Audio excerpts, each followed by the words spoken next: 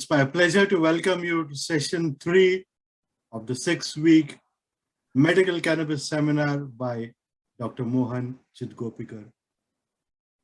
We have a few people still coming in, but we'll get started. Today is a long session, and we also want to have enough time at the end for any question answers.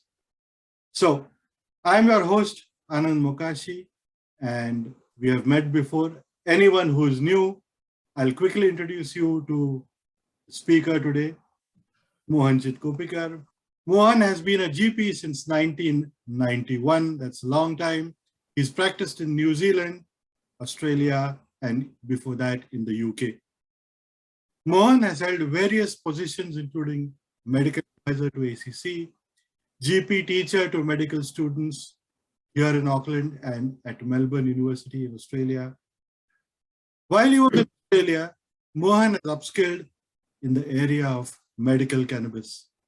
He continues to increase his knowledge, and he has gained a lot of experience and a growing number of patients whom he treats and manages for chronic pain, fibromyalgia, mood disorders, migraine, and similar conditions. Mohan is also a versatile telehealth consultant. Among his other achievements and skills, Mohan has been the team doctor for Cricket Auckland. He has also been the team doctor for the Black Caps, the New Zealand cricket team. He's an avid photographer, an enthusiastic golfer, loves playing the piano, and has been heard humming Bollywood tunes in the bathroom and sometimes elsewhere as well. Last but not the least, Mohan is the brain behind Cannabisdr. Without further ado, welcome to Mohan to begin his seminar.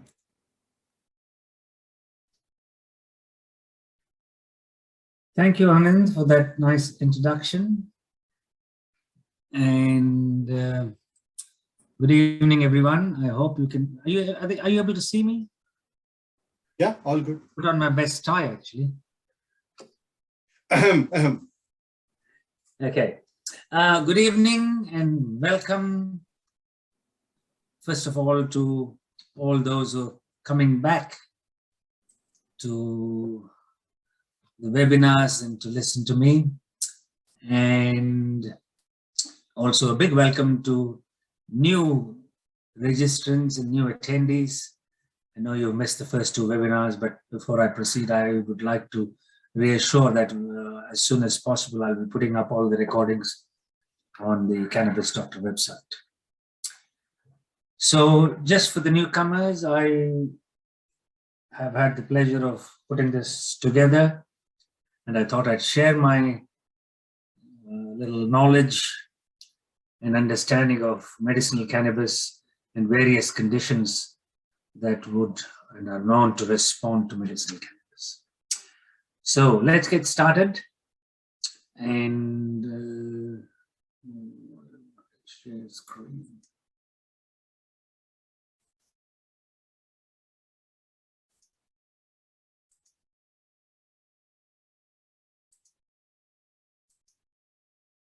So right, I hope you can see the screen. Is everybody able to see the PowerPoint presentation? Thumbs up? Yeah, all good, all good. Okay, right. So this is who I represent. I have a team, which I will talk about sometime later. That is our website. And before I proceed further, I'd like to present a disclaimer, which seems to be a norm these days. And I would like to say that the content of this presentation are the opinions expressed by myself, and they have been sourced from reputable websites and well-researched medical literature. Cannabisdr advises viewers to refer to the disclaimer section of the website for details, should you wish to. And this presentation is purely for educational purposes.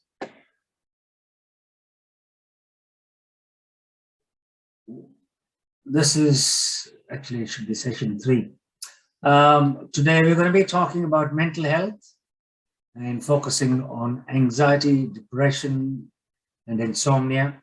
And within each component, there might be some subtitles. So, what is anxiety? Anxiety disorders include a wide range of conditions which share features of excessive fear and anxiety and related behavioral disturbances. Fear is the emotional response to real or perceived imminent threat, as opposed to anxiety, which is an anticipation of future threat. Someone once said, anxiety is a stream of fear that trickles through the mind, and if encouraged, it cuts a channel into which all other thoughts are drained. Quite a powerful statement, I thought. And these days, with the world the way it is, it's not a surprise that even with our masks on, we still all experience some degree of anxiety with this COVID cloud hanging over our head. I'd like to present a short video clip, which is a poem by this lady who tells us what she thinks about anxiety. And I believe that this is true for most of the people who suffer from anxiety. So let's just listen to this poem.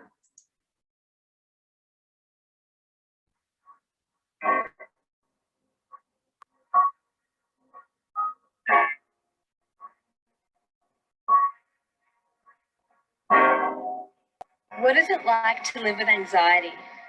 She tells me she's my friend, that she'll be with me to the very end. She's always near and appears quite sincere. Yet she always speaks to the things that I fear, claiming that if I fail, the consequences will be severe. That's when everything spins and the torture begins. She wakes me through the night, making my chest feel bound and tight, robbing me of sleep, sharply interrupting any moments I wish to keep. Her words distress and oppress. My peace is ripped away and replaced with unrest. My confidence is erased. My breath is out of pace. Everything I hoped for falls away. My dreams and desires rot and decay. She makes me sharply and painfully aware of every moment and memory of despair. She reminds me that no one cares, that my mind and my body are beyond repair. I'm robbed of rationality. I'm driven by her brutality. She pleads and begs for my attention, yet I know the reality she has constructed is an invention. Even though she tries to get under my skin, she will never win. She is anxiety.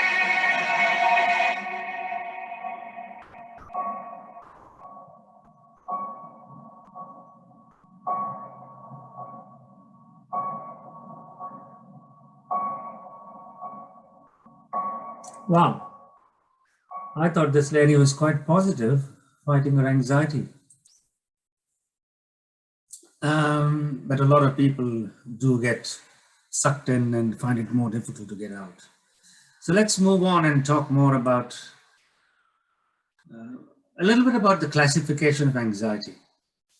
I've used the information which I present in the next slide from the DSM-5, which is like the Bible of psychiatry.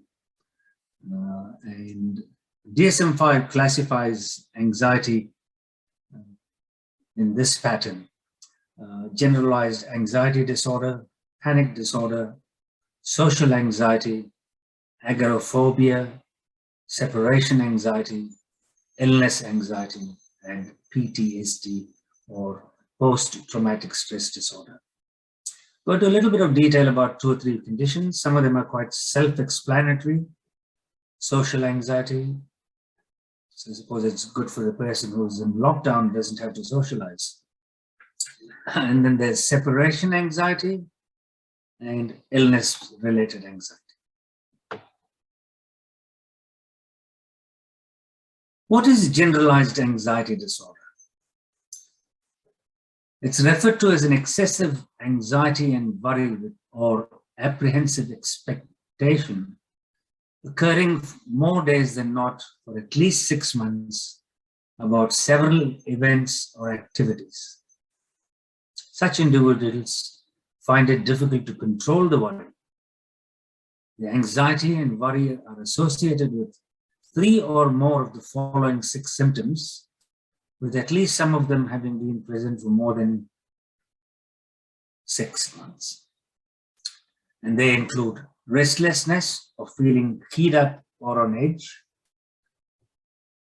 being easily fatigued, difficulty concentrating or their mind going blank, irritability, muscle tension, and sleep disturbance, which can range from difficulty falling or staying asleep or having a restless or unsatisfying sleep.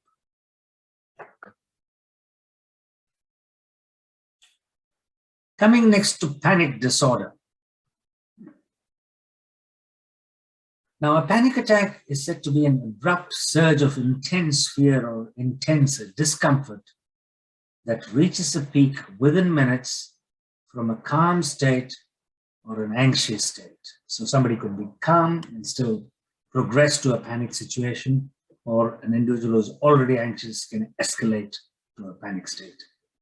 It tends to be associated with a number of these symptoms: palpitations or pounding heart, tachycardia or accelerated heart rate, sweating, trembling or shaking, sensations of shortness of breath, feelings of choking, chest pain or discomfort. And the list goes on. Nausea or abdominal distress, feeling dizzy, unsteady, lightheaded or faint, sensations of chill or heat, numbness or tingling sensations referred to as paresthesias, feelings of unreality or derealization, depersonalization, which is detaching from oneself, fear of losing control or feeling that they're going crazy, and then some people have a fear of death.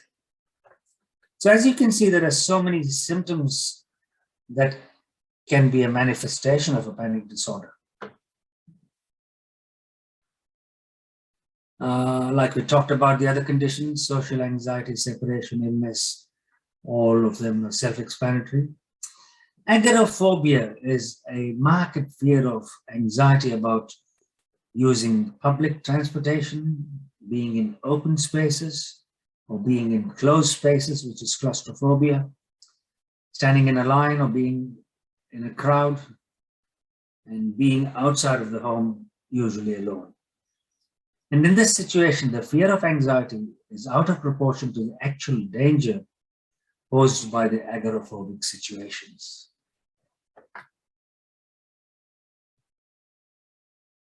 Right, this is a condition which has really come to heed lately, post-traumatic stress disorder, and we see a lot of this in different situations. It is a condition that's triggered by a preceding terrifying event, either which has been experienced or something that has been witnessed.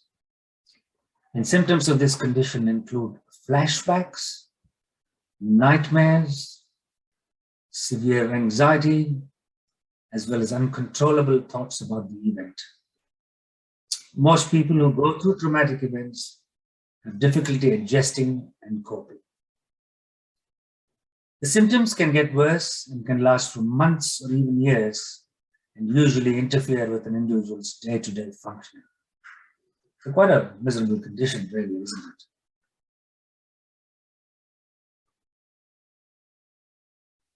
I thought I'd just play a small clip of a war veteran who's had a flashback about his experience and is manifesting in a PTSD, which we will talk about as soon as we see the clip.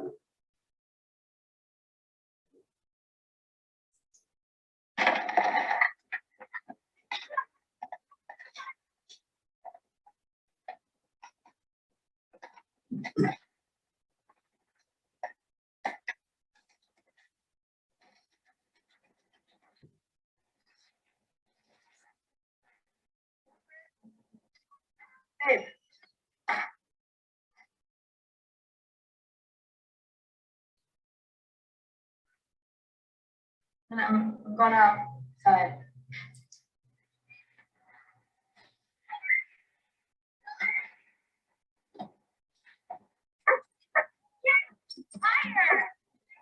It's your face again, babe. That's good. It's different. So the game's is Saturday. You know, he's the tallest kid on the team. The doctor said he'd be 6'4". Isn't that insane? I go so crazy though when the other kids don't want him. Like, I need there for love. And you need to be coached, you know? Hannah's gonna lose that tooth, and I'm so worried she's gonna swallow it in your sleep or something. And she said she'd let you pull it, but only you. Did you do that?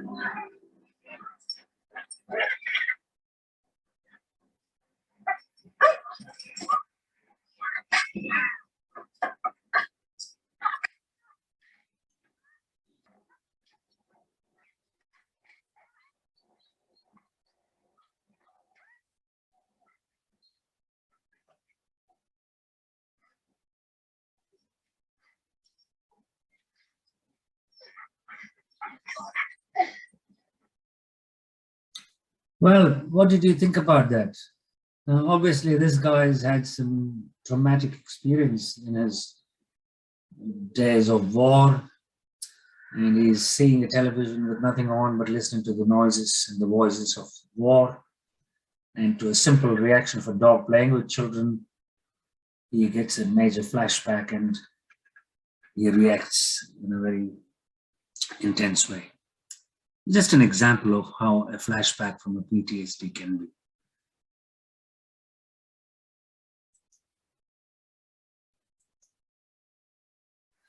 Right, let's talk about, we learned a little bit about the various types of anxiety.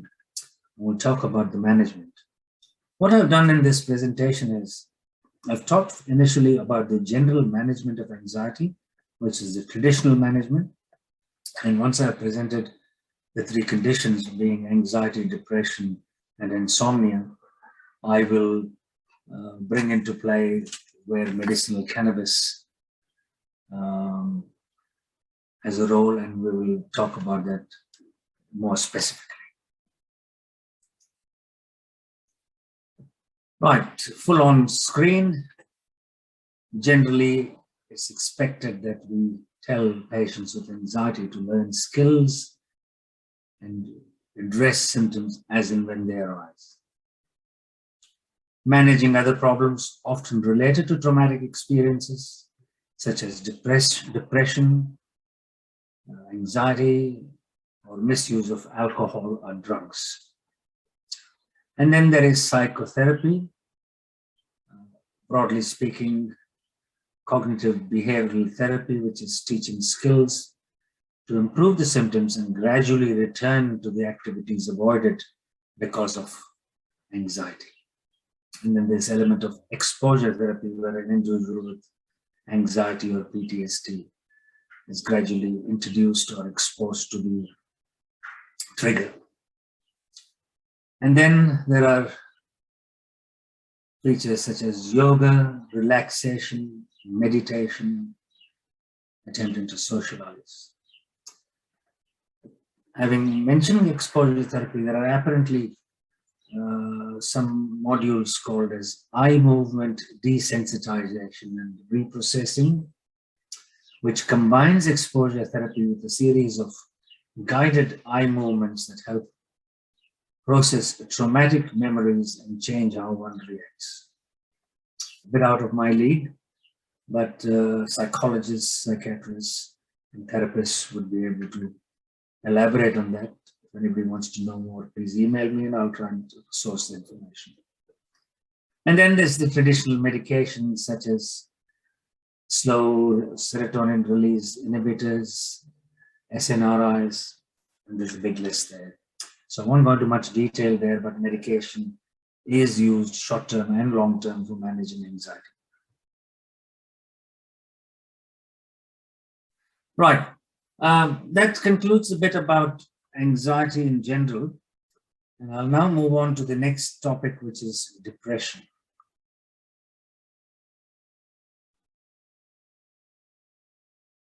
Yes, this lady is quite low, isn't she? People often refer to depression as sadness, which is like crying and dressing in black, but this seems to be wrong. Depression is the constant feeling of being numb. It's being numb to emotions, being numb to life, and one tends to wake up in the morning just to go back to bed again. Somebody said this and it's unknown, but we know that we can relate to this. It is not a war that one wins. It is a battle that one fights every day, never stops, never gets to rest, and it's one bloody fray after another.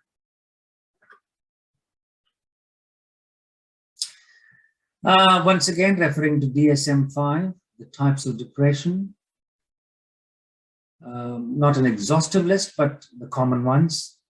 A persistent depressive disorder referred to as dysthymia. Women get premenstrual dysphoric disorders. Depression induced by substance abuse or certain medication. Medical conditions that can cause depression. Some specified depressive disorders and unspecified depressive disorders. And the common feature of all these disorders is the presence of a sad, empty, or irritable mood, which is accompanied by somatic and cognitive changes that significantly affect the individual's capacity to function. What differs among them are issues of duration, timing, or the presumed cause. This is as boring it was in my lecture class in depression at med school. Talking a little bit about major depression, the DSM says that one needs to have 5 of the following symptoms that have been present for at least 2 weeks, accompanying a depressed mood or a loss of interest or pleasure, which in medical terms is referred to as anhedonia. These people may have significant weight loss when not dieting, and some people gain weight. They may have insomnia or hypersomnia nearly every day. They have psychomotor agitation or retardation nearly every day. Fatigue, loss of energy, once again, every day, nearly every day. A feeling of worthlessness or excessive or inappropriate guilt. I'm good for nothing. It's all my fault. Diminished ability to think or concentrate, being indecisive, once again, nearly every day. And then the killer, recurrent thoughts of death, not just a fear of dying, but recurrent suicidal ideation without a specific plan or a suicidal attempt or a specific plan for committing suicide. I drove up the Harbour Bridge and was thinking of jumping. So, that's quite a serious thing to take on board. And when assessing patients with depression, this is a very critical question that needs to be addressed to determine how much of a risk this individual is to him or herself.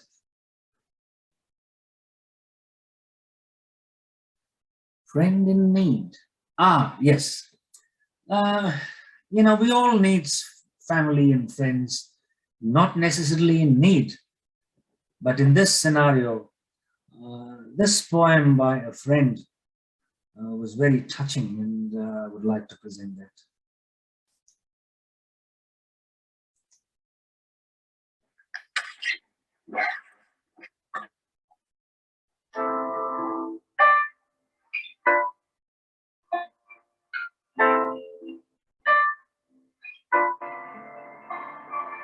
Where did you hide your smile? Is it beneath your tongue, or did you hide it on a drawing you made years ago? Is it trapped behind the glass of the framed picture? Or did you hide it in a shoebox under your bed? Oops, sorry.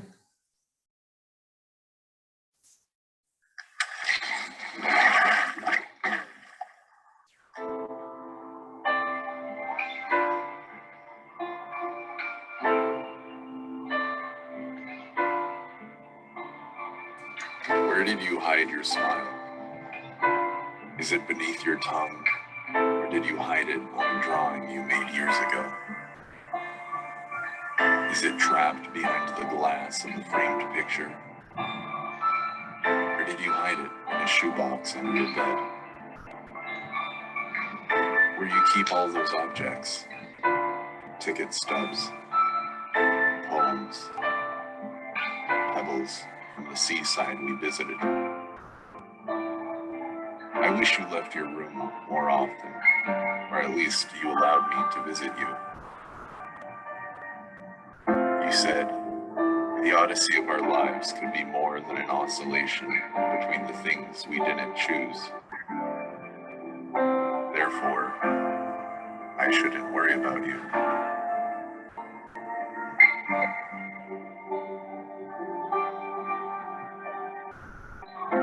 When we were kids, you used to give all your favorite toys away. And I thought maybe this is what happened to your smile. You simply gave it away.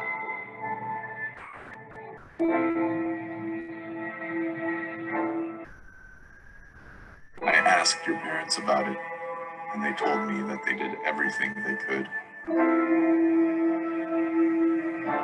I asked your friends about it, and they told me it's impossible to help a friend with depression.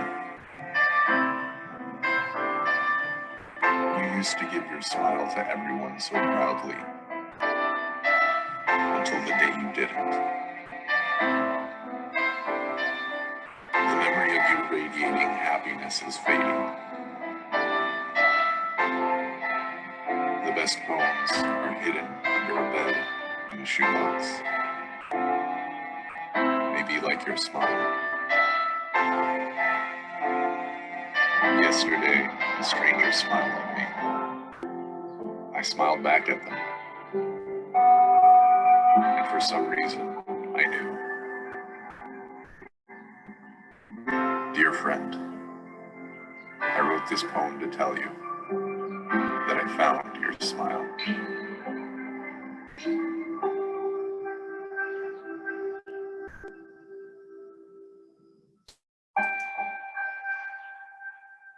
I found that quite touching. I'm sure everyone has family and friends who are there to support and hold their hand, because depression is a very, very depressing condition, and we all, whoever has depressions, need the support. So let's talk briefly about the management of depression, the traditional management. Traditionally, medications and psychotherapy are effective for most people with depression. Severe depression may need a hospital stay, and patients may need an outpatient treatment program until their acute symptoms improve. Most people with depression usually need to be seeing a psychiatrist or a psychologist. There are medications to relieve symptoms, classified into different chemical components. Severe depression is said to respond to electric shock or ECT. And lately they've been talking about transcranial magnetic stimulation.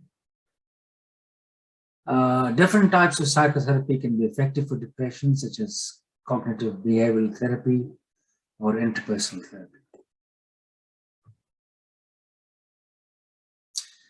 Right, that was just a very quick run through about depression. In these seminars, I'm just trying to present basic knowledge about the medical condition and concentrate more on where medicinal cannabis fits in. But in order to do that, I think it's important that people do and get a basic understanding of the conditions.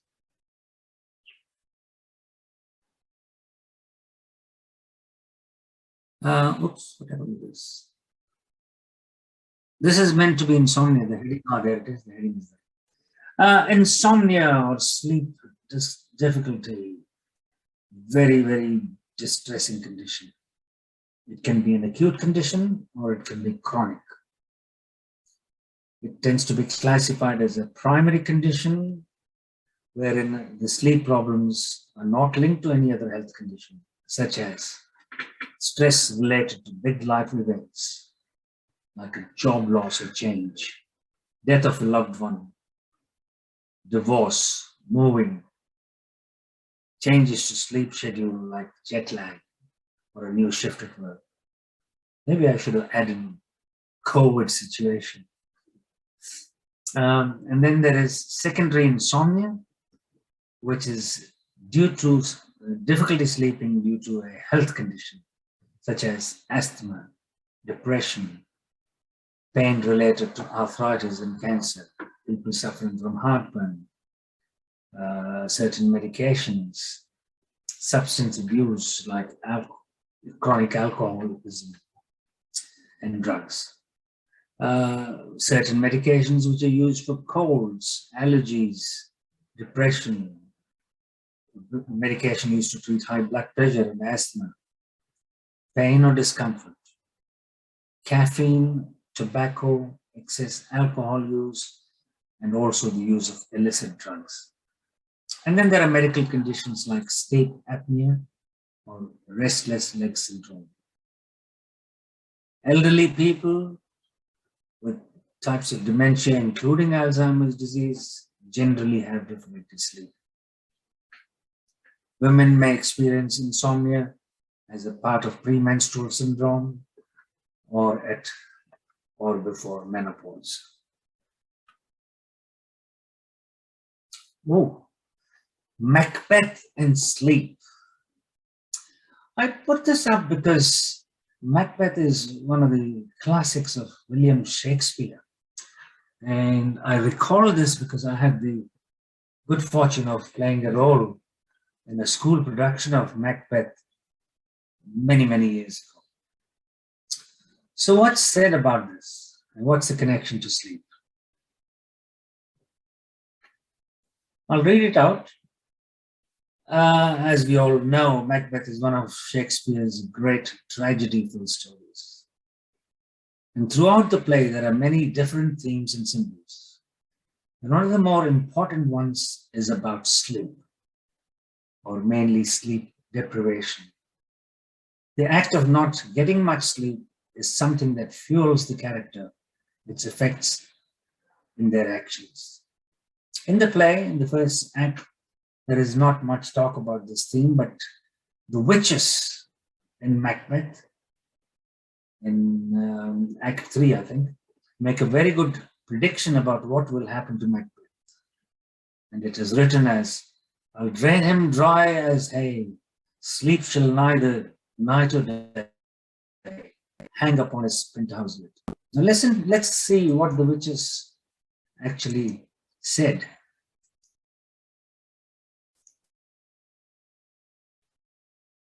Listen carefully, it's a very short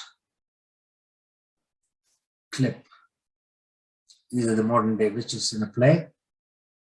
This is what they say. "I will drain him dry as hay, sleep shall neither night nor day hang upon his penthouse lid. He shall live a man forbid, weary 7 nights, 9 times 9 shall he dwindle, peak and pine. Though his bark cannot be lost, yet it shall be tempest tossed." Let's just play that again because it is very short, so please "I have a will listen. drain him dry as hay, sleep shall neither night nor day hang upon his penthouse lid. He shall live a man forbid, weary 7 nights, 9 times 9 shall he dwindle, peak and pine. Though his bark cannot be lost, yet it shall be tempest tossed." Ooh, what a curse. In fact, yes, I think insomnia is a curse, and Shakespeare recognized it centuries ago, and it's nice that we can think about it. Okay, we talked about what insomnia is. Let's look at the general management of insomnia. As with any medical condition, it's extremely important to identify and address the cause of insomnia. People with insomnia need to be told that sleep needs to be a priority. Simple things like avoiding triggers, i.e. stimulants, bright lights, reading in bed, TV, internet, counting sheep, the kind, avoiding excess alcohol and recreational drugs. And then there's the psychotherapy, which CBT comes into, yoga, relaxation, meditation. And then as doctors, we tend to most often say, let's get into something to help you. And they range from SSRIs, SNRIs, sedatives, melatonin. This in itself is a topic for discussion, but I'll leave it at that to say that yes, medications do have a role for short-term management of sleep disorders.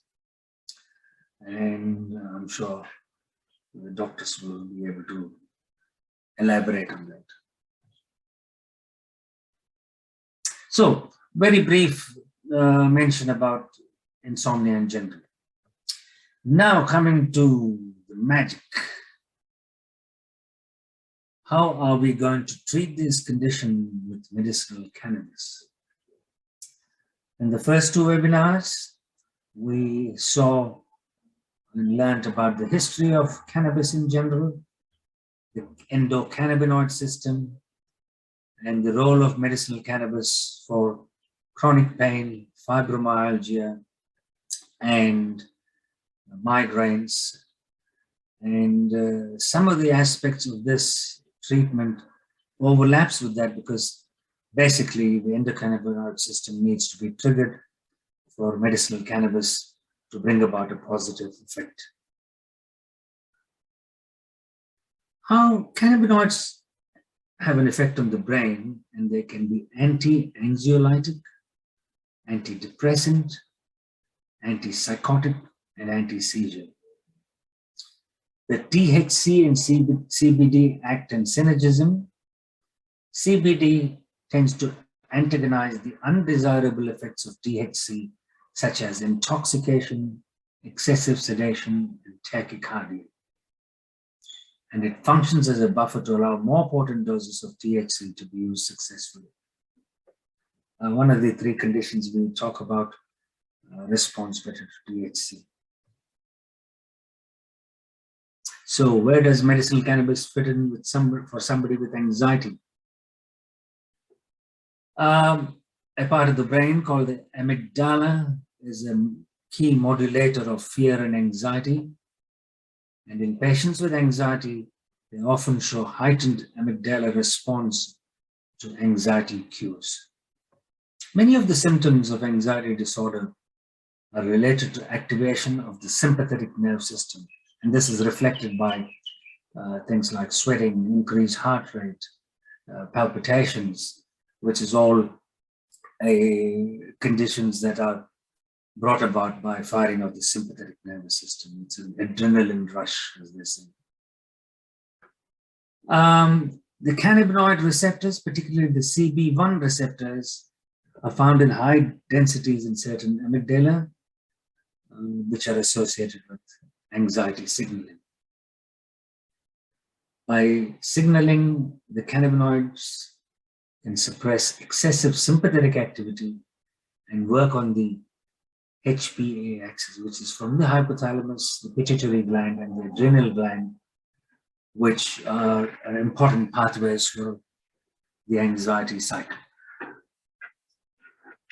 And low doses of CB1 agonists can reduce anxiety behaviors largely through activation of the receptors on the glutamatergic nerve terminals. This is from one of my boring lectures. That's why I can't repeat it.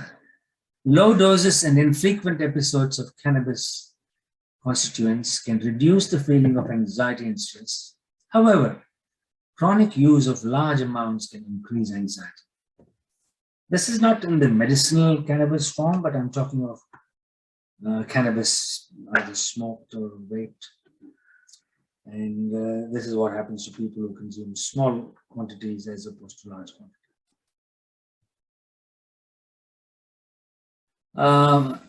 I've been asked about how to dose a patient with medicinal cannabis for anxiety. And the guidelines for these are using the ratio of a CBD versus and THC. Typically, there's a preponderance of CBD and a small amount of THC to feed the endocannabinoid system without causing anxiety from excessive intoxication with THC. The rule of thumb in managing conditions with medicinal cannabis is the phrase, start low and go slow.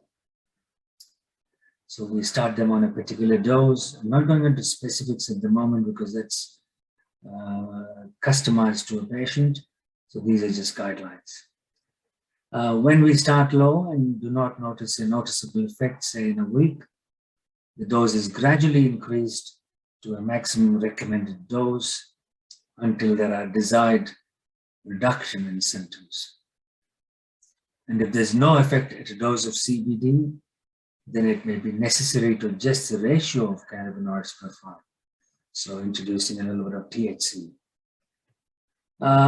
The route of administration, a sublingual dose with an infused oil, is the most preferred method in managing chronic anxiety. If the anxiety complaints are predominated, the dose is usually in the morning after breakfast. And if sleep complaints of the anxiety component are predominant, then the dosing is generally in the evening after dinner.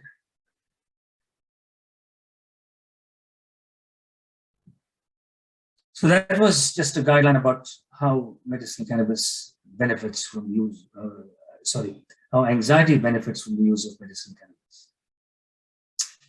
Now looking at how medicinal cannabis helps depression, it is referred to as a multimodal approach, whereby addressing chronic pain, most often accompanied by depression, tends to alleviate depression and addiction.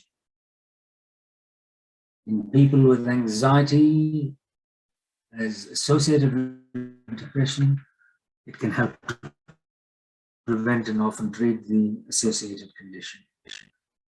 And bringing the mind and the body into balance by supporting the endocannabinoid system leads to enhanced mood support.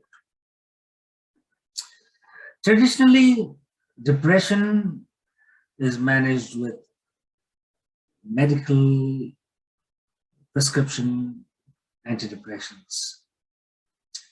And as doctors and psychologists would be aware, most psychiatric medicines do take a little while to be effective or to show a response clinically for the patient. And this can range from 1 to 2 weeks or sometimes even a bit longer, and particularly in relieving negative symptoms. So in this situation, cannabis can be used as a bridge, if necessary, to allow for the traditional pharmaceutical agents to begin to take effect. So what I'm saying here basically is that cannabis is an adjunct or an addition to traditional medication. And this has to be carefully assessed. The patient's depression needs to be properly assessed. And if they're not getting relief from traditional medication, then that's where the cannabis comes into use, because cannabis is certainly, medicinal cannabis is certainly not first line, but has a very great additive effect. It is said that cannabis can be used for the immediate relief of depression. And in this situation, inhaled or vaped cannabis is said to relieve depression symptoms in 2 hours or less. Wow. That's a powerful statement. Mind you, all this information I'm putting out here is from well-researched and published articles. So it might be good for somebody who's going through an acute depressive symptom to try medicinal cannabis to get some relief till other interventions are brought in to manage it in the long term. Once again, looking at the dosing for the condition, guidelines state that a small amount of THC and a large amount of CBD is found to be the most effective to relieve symptoms. Same dictum, starting low, titrating up slowly is most effective. In titrating, caution needs to be exercised with the THC dominant chemovars, which rapidly, by adding too much THC, because this can have intoxicating effects and can lead to mood instability and worsening of depressive symptoms. If CBD is used alone, start low and increase until benefit is experienced. Can be dosed 3 times a day or as needed dosing if desired. If combined with THC, low doses to avoid possible intoxicating effects. And if chronic pain is a contributor to depression, as in many cases, usually a higher ratio of THC tends to be effective.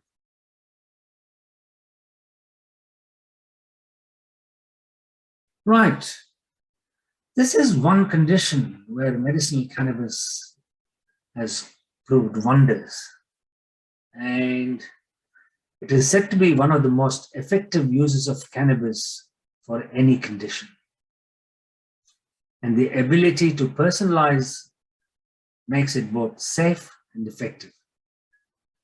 It works extremely well and it is safer than most pharmaceutical options, particularly in the elderly. The cannabis has a role with REM sleep or REM sleep. This is called rapid eye movement sleep, which all of us experience in the early hours of the morning. And this is kind of light sleep, wherein this is where the dreams come in.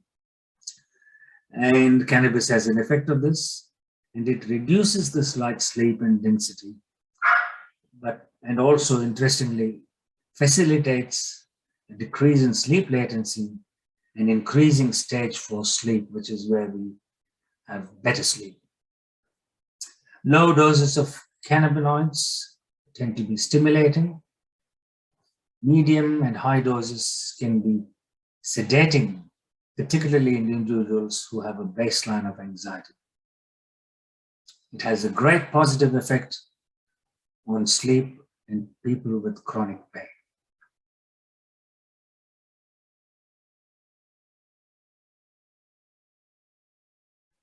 There's another cannabinoid called CBN, which is found in the cannabis plant as it ages. This is shown to have powerful sedating effects and can prolong sleep time, and the effects are intensified when combined with THC.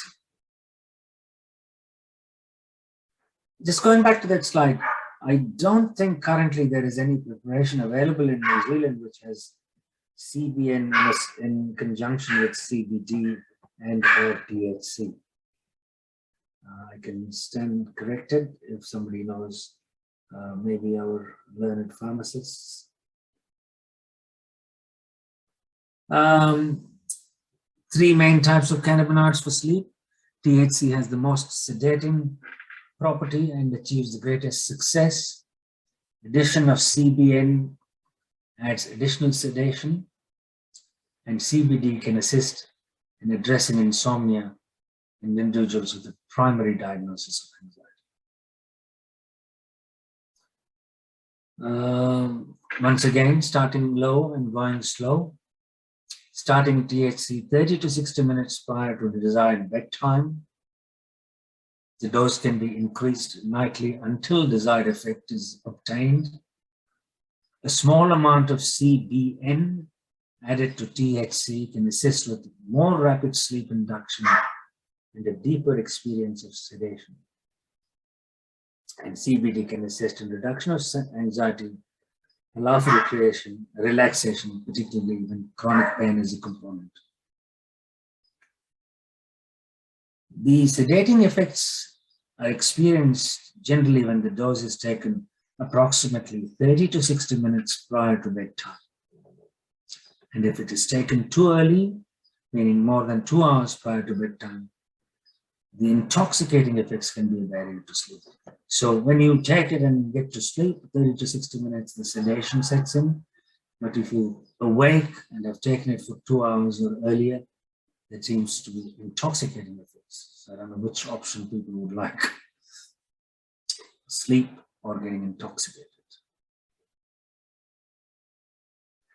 An important point to note that when we are treating patients with the conditions just discussed, one needs to decide if this works for them or not. Now, medicinal cannabis is not for everyone. It works for a lot of people, and in some people it just does not work. There are multiple reasons for this. So if somebody were to go on to medicinal cannabis, I think 3 months is a cutoff that I tend to use when at maximum tolerated doses, if there is no clinical benefit, I don't encourage continue with the medication. However, if somebody is benefiting and has absence of significant clinical side effects, the treatment can be continued indefinitely as long as the clinical benefit exists with acceptable or tolerable side effects. I haven't gone into side effects because that's another topic in one of our webinars coming up. And surely we need a patient's ongoing informed consent to continue treatment. By ongoing, I mean that it's assumed that before commencing somebody on medicinal cannabis, the doctor and the patient have got into an agreement and have consent from the patient to pursue treatment. So basically, that was a brief, well, not so brief, talk addressing common mental health problems, anxiety, depression, panic disorders, post-traumatic stress disorder, and insomnia, with general information about the conditions and their traditional management, and also the role of medicinal cannabis. I hope the information that I have provided will prove useful. I will now be shortly opening up for question and answers. Kindly focus and leave the question and answers to the topics discussed. And if there is something which I'm unable to address, I'm happy for you to please email me, and I'll do my best to get back to you with a satisfactory answer. And just while we stretch our legs for the Q&A session, thought I'd present a leaving video where we all need to be in these difficult times. So I call it Reach Out. Whether you're working from home, remotely, or even on the road, the way we live and work is always changing. Working in a changing environment can create worry and feelings of stress, uncertainty, and loneliness, which can have a negative effect on our mental health. However, there are things you can do to help you stay mentally healthy in your workplace, no matter where that is. Keep to a routine with clear start and finish times in a designated workspace. Be sure to take regular breaks, get physical exercise, and switch off after work. If you're able to, participate in opportunities that let you reconnect with co-workers. Schedule regular catch-ups and chats with your colleagues, either online or over the phone, to maintain connections and stay in touch.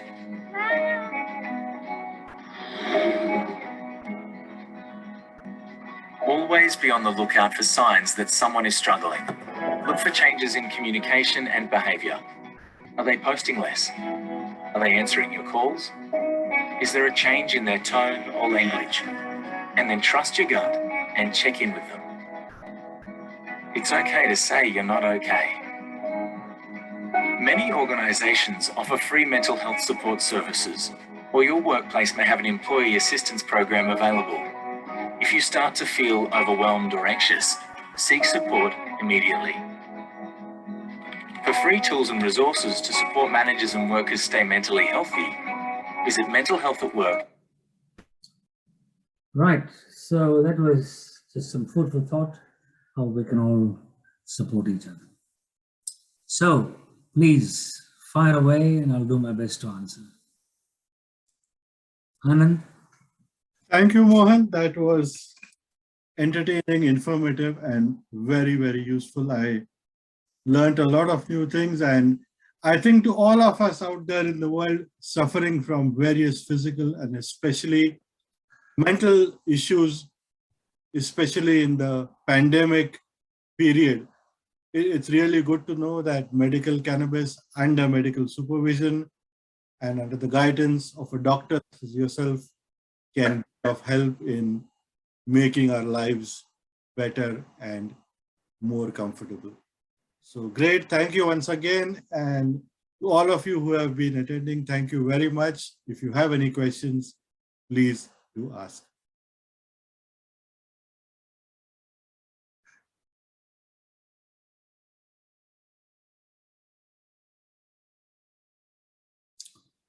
I'm being let off easily today.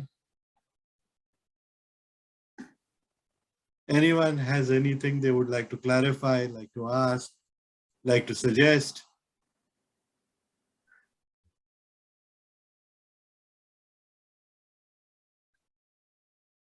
Jenny, are you trying to say something? Sorry. Yes, sorry, it was Jenny speaking. Yeah. Hi. Yes. I was just wondering, so if you've got quite a good management with the cannabis, does the effects sort of lessen over time, or? No. I mean, like I said in my last slide, if somebody does not respond in 3 months, I don't push them along. No, but if they had quite good management. If they had good response, they will continue to have it. Like with any medication, there is an element called as tachyphylaxis, which means that sometimes some people on certain medications tend not to respond as well at the same dose. So that is a possibility with cannabis. So if you're giving somebody X milligrams, they may need X plus. But generally, it is thought that if somebody has benefited, especially in the first month or so, then they will continue to benefit. And a lot of people, in whatever context it is used, for instance, for chronic pain, they have run out of the cannabis, or they have decided they can't afford it or have stopped it. The pain just comes back and they said, oops, and they go back on it. And then once again, they're happy. So I think the effect of cannabis, if it is helpful and a person has responded positively, one can take it as ongoing success. Fantastic.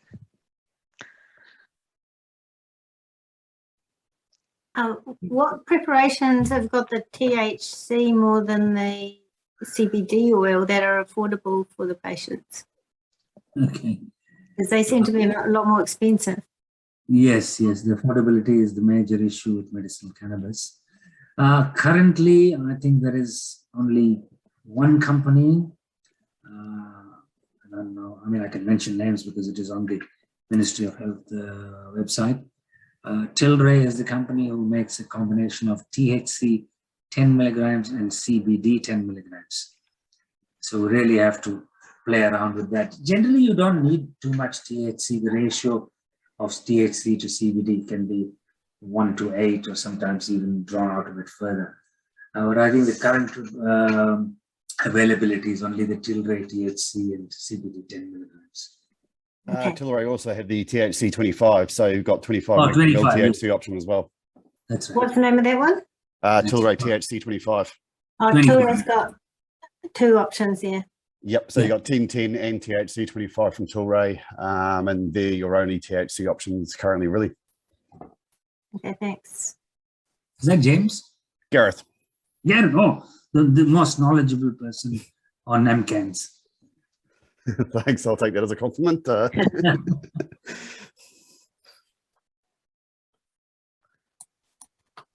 Yeah, it's a very interesting condition. I mean, last week what I presented about chronic pain, fibromyalgia, migraine, and today's topics are really the hot ones that are doing well with medicinal cannabis. A fair amount of research, good data, a lot of randomized controlled trials. But when we talk about more or other conditions, there's not so much solid evidence, but certainly, medicinal cannabis has turned the lives of a lot of people for the better. Right, looks like either I am tired or you're all tired. I'm not tired. I just freshened up after coming. Anyway, It was very interesting to hear how the THC is more effective for some conditions than other conditions. yes, very true, very true. And you know, like I've been I've been customizing the treatment to patients, and you know, getting a good history and assessing which part of the condition is a problem to them. I mean, simple things like giving them a morning dose before breakfast or an evening dose. That the little things which you need to tweak are important.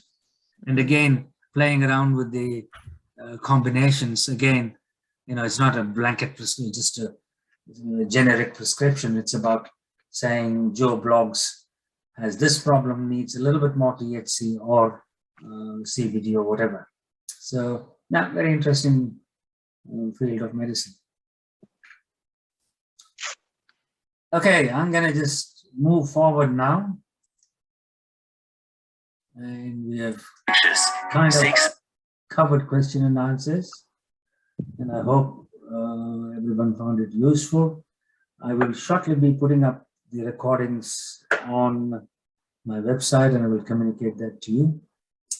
So look out for my email next week with the next link to talk about various conditions, some of them controversial, but we'll get into that when we talk about them. And if somebody wants anything in particular addressed relating to these conditions, I'll just put up on this slide. Feel free to send me an email, preferably within the next few days, so that I can be prepared to give you an answer or after I've done my research, because I still don't know everything about this. I'm still continuing to study and I'm doing some courses to upskill. Yeah, very interesting. Thank you. Thank you very much. And just before I go, I would request once again, like I did last time, for people to please visit my website, which is Cannabisdr.nz. And in the About Us drop down, there is a portion testimonial. I don't expect a testimonial, but if you can just leave a comment as to what you thought of the presentation or what you would like to see, that will help me prepare and make my presentations more useful. So can I just ask one more question? Yes, please.